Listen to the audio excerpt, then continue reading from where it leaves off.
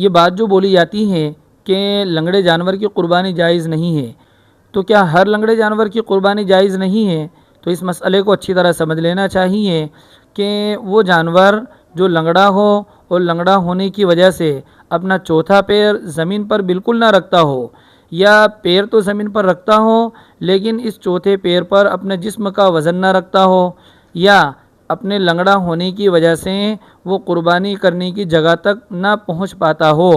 تو ایسے جانور کی قربانی بالکل جائز نہیں ہے۔ یہ لنگڑا ہونا جانور میں عیب ہے۔ اس کے برخلاف جانور لنگڑا ہے لیکن چوتھا پیر زمین پر رکھتا ہے، اس پر جسم کا وزن بھی رکھتا ہے اور اس پیر کے سہارے سے چلتا بھی ہے، لیکن چلنے میں تھوڑا لنگڑاتا ہے، تو ایسے جانور کی قربانی بالکل جائز ہے، کوئی حرج نہیں ہے۔ اس مسئلے کو اچھی طرح سمجھ لینا چاہیے اور اپنے دوست و احباب کے پاس بھی اس کو شیئر کرنا چاہیے تاکہ ان کو بھی یہ مسئلہ اچھی طرح معلوم ہو جائے۔